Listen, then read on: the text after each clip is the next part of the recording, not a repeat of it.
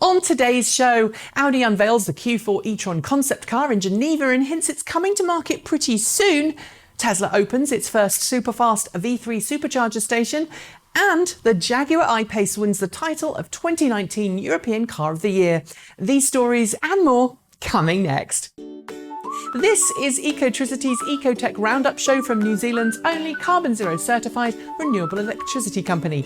We are 100% Kiwi and 50% community owned. Switch today at ecotricity.co.nz. Hi there folks, my name is Nikki and I'm here to help you navigate all the cool news in the world of clean transportation and energy, and I am really happy that you're joining me. Like its fellow Volkswagen Group siblings, Audi was at the Geneva Motor Show this week with a stand made up entirely of plug-in vehicles. Among them, the world premiere of the Audi Q4 e-tron, a concept car that previews the Q4 e-tron SUV that Audi says it plans to bring to market at the end of next year. Smaller than the flagship e-tron SUV, the Q4 e-tron, which is actually based on the Volkswagen MEB platform, travels a lot further per charge than its big brother. Audi is quoting a WLTP range of 450 kilometers. Pricing has not yet been announced, but it will cost less than the Audi e-tron. Tesla has switched on the first of its promised V3 Supercharger stations this week, making it possible to charge a Tesla Model 3 at speeds in excess of 250 kilowatts, or as Tesla likes to say, 1,000 miles per hour. This halves total charge times. Model S and Model X customers can't yet charge at such high rates, but Tesla says it's turning up the maximum power of its existing supercharger stations to 145 kilowatts. Combined with a new en route battery warm-up routine that gets the battery ready to charge, Tesla says charge times at V2 stations will also be cut by about 25%. It's official. The Nissan LEAF has become the first electric car in history to pass a total of 400,000 unit sales. While Tesla has made more than 400,000 electric cars altogether, Nissan still has the edge when it comes to single model sales and production. Although I should note here that the figure does include both first and second generation LEAFs. While Tesla Model 3 production is rapidly gaining on Nissan LEAF production, it's totally worth celebrating the fact that there are 400,000 less internal combustion engine cars on the road thanks to the Nissan LEAF. Jeep used the Geneva Motor Show to unveil plug-in hybrid versions of the Jeep Renegade and Jeep Compass. Keeping their all-wheel drive capabilities, both models do away with a traditional prop shaft to get power to the rear, replacing it instead with a rear-mounted electric motor. Both have a promised range of around 50 kilometers in all-electric mode.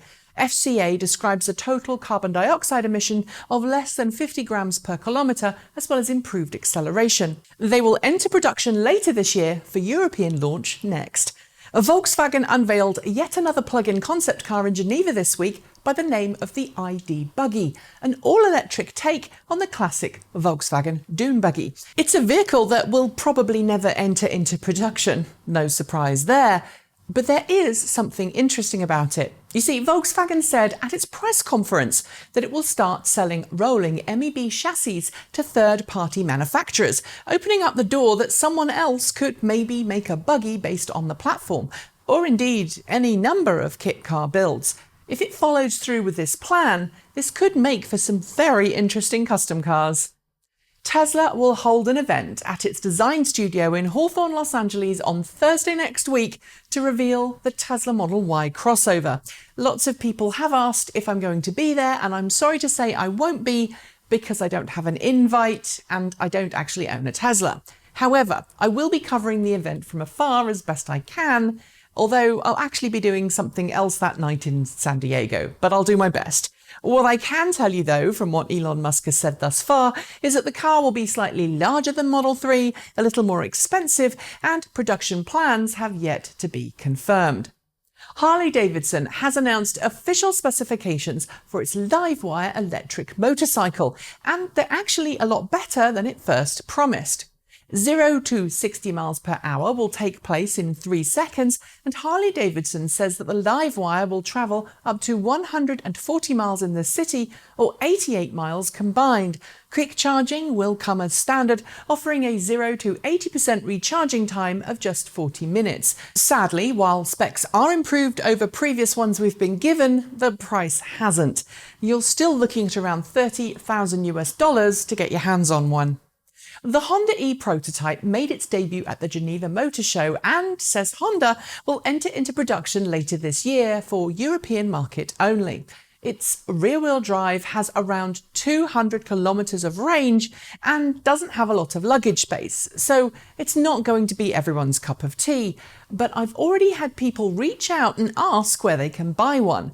Sadly, I don't believe it will end up in North America. Honda did say at the show, however, that it aims to make its European lineup 100% electrified by 2025, which could mean anything from having hybrids to fuel cells and all-electric models. Chinese company NIO, which had planned to build a brand new factory in China so that it could build its own cars rather than rely on its current vehicle manufacturing partner JAC Motors, has scrapped its factory plans and warned that demand for its vehicles just haven't lived up to its expectations.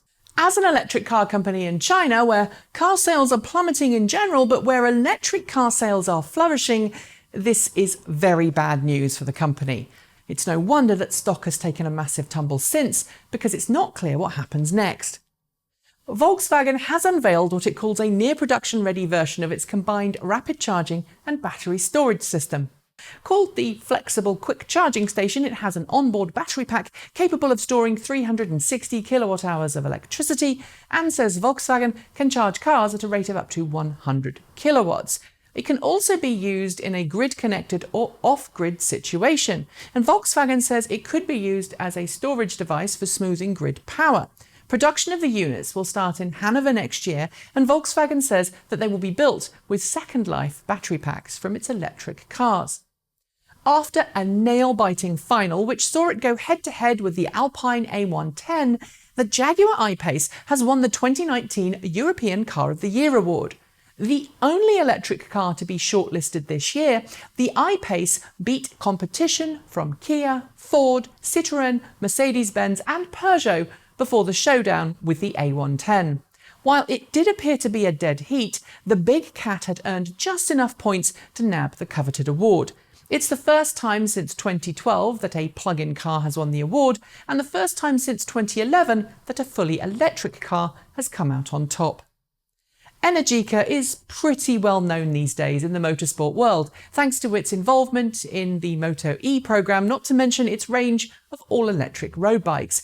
And now it's teamed up with Moto E and MotoGP to auction off the chance to ride a race-ready Energica Moto E at MotoGP sites across the world, all for a good cause. You won't be riding on the track in an actual race, but you will get a chance to ride around the track on a lap using an Energica Moto E in front of a full MotoGP crowd, just ahead of the race itself. It's all in aid of Two Wheels for Life, which helps provide transport for healthcare workers in remote parts of Africa.